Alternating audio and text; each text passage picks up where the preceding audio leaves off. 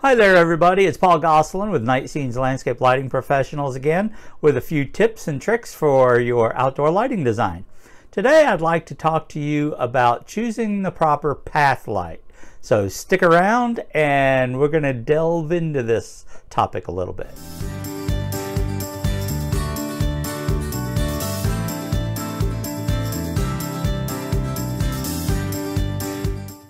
Okay, so one of the things that you need to do in your particular lighting project is to choose path light, or you're trying to light some steps or something like that, but you need a pathway fixture to do that. So what are the things that you need to consider when you are looking for a pathway fixture?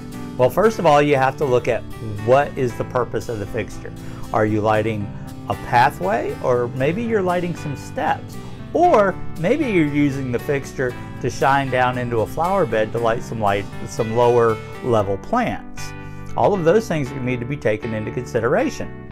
Then you have to look at the location of the fixture. Where is this fixture actually going to be placed in the landscape?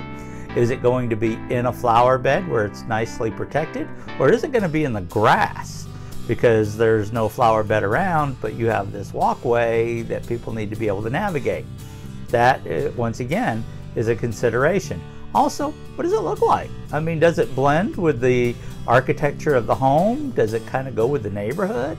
You know, that sort of thing needs to be taken into account as well. Okay, so first, let's look at your typical path light. This is just your regular, what we like to call a China hat fixture. It has a regular top up here, you know, a nice wide top. It has a single stem. It stands about 22 inches tall, which is really good. And you'll notice that with the angle of this top, it will cast a light a long way because it's got this really wide top, allowing the light to go a very long distance away from the fixture. This particular fixture will cast a light about 10 feet around, okay? You'll notice if you look underneath it, you see these LEDs up here, okay, that shine out also. So once again, allowing it to cast a very wide pattern of light, what we like to call photometrics, okay? So it's got a very wide photometric.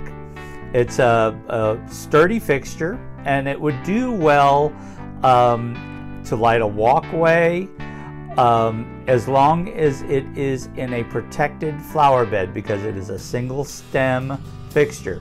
If you put this in the grass, it's going to end up like this or like this or like this on the ground, okay?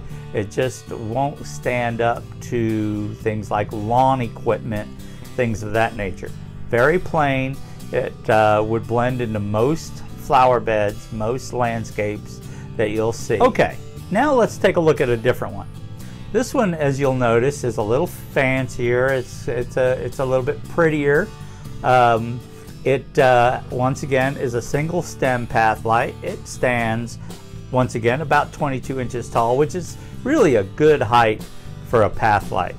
People think that you want to use a short light, but the thing is the closer to the ground it is, the less light it can actually cast onto the ground as far as the photometric goes. Closer to the ground, the smaller the circle of light, okay?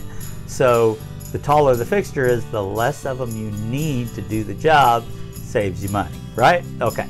Now, this particular fixture, if we look up inside of it, we don't see the LEDs.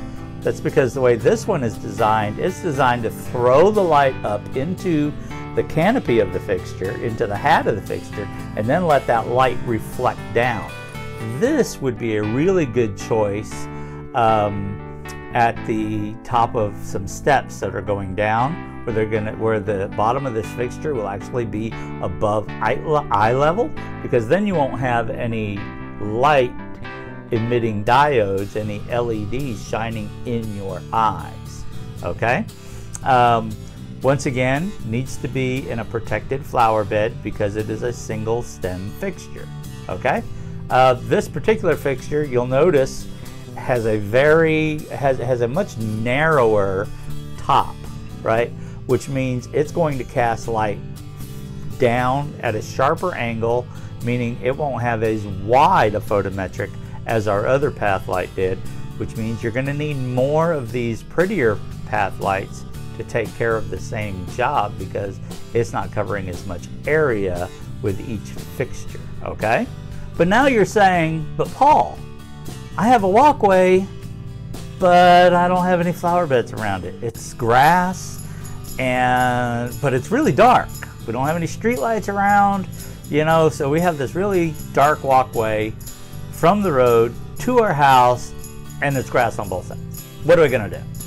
Well, once again, you don't want to use those previous two path lights, but you may want to think about using this guy, okay? This particular fixture is made out of 4-inch by 4-inch steel post. It is 1/8-inch thick steel. It normally comes in this really nice rust finish, natural rust, which to me looks great, especially here in Central Texas. And it is a virtual tank of a fixture, right? If somebody hits this with a lawnmower, the lawnmower is gonna go ouch, right?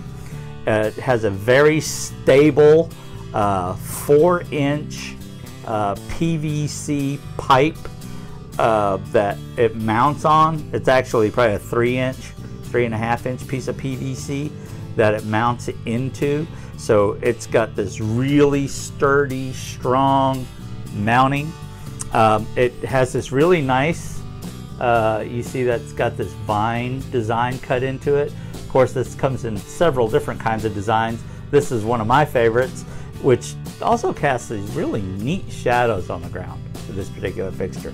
I like using this fixture not only in turf areas, but I like to use it at the head of steps. I like to use it as an actual decorative piece in the landscape, because we can get this particular fixture in heights of 18 inches on up to over 6 feet tall. You know, so it can actually become a piece of art. It can be mounted on a surface or as well as in the ground. It's great for developments and such as that need tall bollards that are going to stick around for a long time. This particular fixture is a tank, okay? And it will be around long after you and I have said goodbye to the surly bonds of this earth.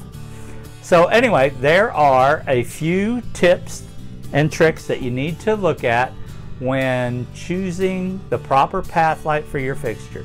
Remember, you want to look at the location of the fixture, the purpose of the fixture, and you know, where is that fixture going to be placed? That's probably one of the most critical things, is where is that fixture going to be placed? If it's going to be in turf, you do not want to use a regular single stem path light ever, because you will regret it. You'll be paying for that fixture time and time again as the lawn people come by with their ZTR and just blow it away. If you found this video helpful, I'd really appreciate it if you'd give us a thumbs up and even subscribe to our station. Better yet, share it, okay? Thanks again. We'll see you next time on Night Scenes TV.